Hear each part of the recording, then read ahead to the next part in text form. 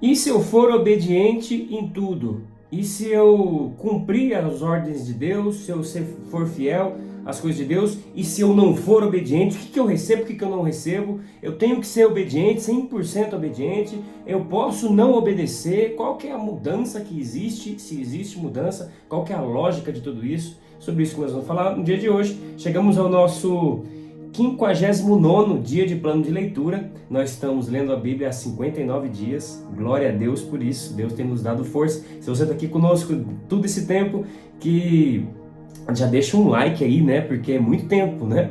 E se você não está participando, existe um link para você participar conosco aqui na descrição. E eu te convido a participar conosco nessa leitura bíblica. E todo dia, no finalzinho da tarde, eu trago uma reflexão daquilo que nós lemos no dia de hoje. E vamos que vamos. Eu quero orar com você agora. Pai, em nome de Jesus, eu quero te louvar e te agradecer por esse dia. Peço a tua bênção, Pai, sobre esta minha amiga, meu amigo, que está lendo, está participando desse plano de leitura, ou está aqui nesse vídeo por algum motivo. Eu sei que o Senhor o trouxe aqui, os trouxe aqui, que a tua presença seja sobre cada um de nós, Pai, que o Senhor esteja nos guiando e nos trazendo, Pai, a clareza da tua vontade e o que é certo e o que é errado diante do Senhor. Que o Senhor nos dê sabedoria, me dê sabedoria para falar sobre a tua palavra. É o que eu te peço em nome de Jesus. Amém. Vamos que vamos. Livro de Levíticos, nós estamos chegando aí ao... Vamos ver o que está faltando. Nós chegamos ao final, sim. Nós lemos até o capítulo 27, hoje, do livro de Levíticos. Amanhã nós vamos estar lendo o livro de Números, creio eu. Temos que ler, perceber ali no plano de leitura. E que tremendo, né? Os últimos capítulos, principalmente aqui o capítulo 26, né? Capítulo 25, 26 e 27 que nós lemos, e 2 Coríntios, capítulo 6. Capítulo 26, um capítulo tremendo, talvez o capítulo mais bonito, tremendo, querido, mais gostoso da Bíblia. Capítulo 26 do livro de Levíticos. Ele é tremendo, maravilhoso. Eu escuto isso desde o começo da minha vida. Se você nunca leu o capítulo 26 de Levíticos, leia o capítulo 26 de Levíticos, porque são poucos momentos da Bíblia que vai ter uma contrapartida de Deus, que vai falar, faça isso, porque eu garanto para vocês que eu vou fazer isso aqui. No capítulo 26, ele é um desses capítulos, são capítulos chaves, que nós chamamos de promessas de Deus. E é tremendo. Eu fiquei maravilhado em ler também sobre o cuidado que Deus trouxe no capítulo 25 sobre o tempo de descanso. Existia um ano que o povo de Israel não podia mais plantar, ele tinha que deixar o campo lá. E ele faz questão de deixar escrito, você pode estar pensando que o que eu vou comer no 7º ano, no ano do descanso do campo. Deus fala, fica tranquilo, porque no 6º ano eu darei produção dobrada, e você vai comer no 7º ano de toda a produção do 6º ano. Que isso é tremendo para uma sociedade, uma comunidade, né? Porque eles têm que ter a ciência de que eu preciso juntar os recursos sobressalentes do 6º ano para que no próximo ano eu possa ter. Então eles tinham uma questão de economia, de guardar recursos para o dia que eu for precisar, e eu acho isso tremendo, porque não é um homem que está trazendo ali na sua inteligência algo, e sim Deus trazendo para ele. E olha o desafio que eles têm, confiar no Senhor, que a terra vai produzir. Aí ele fala do ano do jubileu, né? O 50º ano ali no povo de Israel era o ano que, se alguém foi vendido como escravo, ele volta para sua casa. Se a sua casa foi dado como bem, a casa de família foi dada como bem, vai trazer de volta. Essa casa é devolvida no ano do jubileu para o original dono. Tem todo um cuidado de não explorar o seu vizinho, porque existia e olha só que tremendo, tem ali Deus deixando que se um vizinho seu perder a força de trabalho, ficou velho, ficou muito doente, e você está vendo, cuide dele, não oprima ele, traga ele para dentro da sua casa e cuide dele, ou deixa ele lá, mas sustente você que tem força de trabalho. Deus estava criando ali uma comunidade santa, uma comunidade onde eles eram como família, e eles se amparavam. E você vai perceber essa semelhança quando a igreja do Senhor Jesus começa nos seus primórdios ali, depois do Atos dos Apóstolos, crescerem com testemunhos desse tipo de cuidado. Ali não era mais um povo, uma nação de Israel que estava ali reunida como nação, como família judaica, família israelita, e ali era um povo que acreditaram em Jesus Cristo, foram salvos por Jesus Cristo, agora estão andando ali juntos, no mesmo princípio de eles andando aqui, onde eu não vou explorar o meu irmão, eu vou ajudar o meu irmão, eu vou estar trazendo mantimento, e o trabalho que nós tínhamos que ter, que o cristão tinha que ter naquela época, era levar o Evangelho, levar esse conhecimento do Deus vivo que veio à Terra, enviou seu Filho à Terra para salvar a humanidade. E por que ele tinha que salvar a humanidade? Capítulo 26, eu quero parar um pouco aqui para falar sobre ele, fala das bênçãos decorrentes da obediência. E eu quero primeiro pontuar, isso é Antigo Testamento, o quanto disso ele é válido agora na Nova Aliança. Eu vou falar para você que tudo é válido na Nova Aliança. O que na Antiga Aliança, a aliança aqui de Moisés, que ela não é anulada, ela é substituída, ela é cumprida em Jesus Cristo. Substituída não. Pode até se pensar assim, tem gente que fala assim, mas é mais correto se falar que ela é cumprida em Jesus Cristo. Os sacrifícios não precisam ser mais feitos, porque existe um novo sacrifício. Então isso não está anulando a existência de uma lei.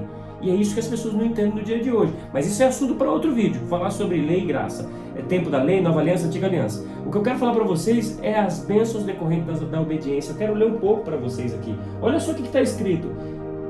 Se vocês seguirem os meus decretos, obedecerem os meus mandamentos e puserem em prática, olha só, obedecer, serem fiéis aos mandamentos e colocar em prática. Não era só olhar e não podia não ter um compromisso de praticar. Mandarei para vocês a chuva na estação certa, a terra dará a sua colheita, as árvores do campo darão seu fruto, a debulha prosseguirá até a colheita das uvas, e a colheita das uvas prosseguirá até a época da plantação, e vocês comerão e ficarão até ficarem satisfeitos, viverão em segurança da sua terra, estabelecerei a paz na terra, vocês se deitarão e ninguém os amedrontará, farei desaparecer da terra os animais selvagens, e a espada não passará pela sua terra. Vocês perseguirão os seus inimigos, esses cairão a espada diante de vocês, 5 de vocês perseguirão a 100, 100 de vocês perseguirão a 10.000, e os seus inimigos cairão a espada diante de vocês. Farei vocês prolíferos e os multiplicarei e guardarei a minha aliança com vocês. Vocês ainda estão comendo a colheita armazenada no ano anterior, quando terão que se livrar dela para dar espaço a uma nova colheita. Estabelecerei a minha aliança com vocês, entre vocês, e não os rejeitarei. Andarei entre vocês e serei o seu Deus, e vocês serão o meu povo. Eu sou o Senhor, o Deus de vocês, que os tirou da terra do Egito. Aqui eu faço uma pausa, acabou também, vai vir outra parte do texto, que eu também vou falar daqui a pouco, se der tempo. Aqui eles seriam povo de Deus se obedecessem aos estatutos. Se eles não obedecessem aos estatutos, apesar de serem povo de Deus, eles não sendo fiéis à aliança, tudo mudava. Eles iam ter medo, a terra não ia prosperar, a chuva não virá no tempo certo, talvez nem viria, vocês fugirão sem ninguém estar perseguindo vocês. Tudo ao contrário das bênçãos. A partir do versículo 14 vai vir a desobediência. Se vocês não ouvirem, se não pôr em prática, se desprezarem os meus decretos, se rejeitarem as ordenanças, se for infiel à aliança, todas as coisas ao contrário iam acontecer. Poucas pessoas gostam de ler a continuação aqui do capítulo 13, mas também é verdade ao contrário. E o que muda disso para o tempo de agora?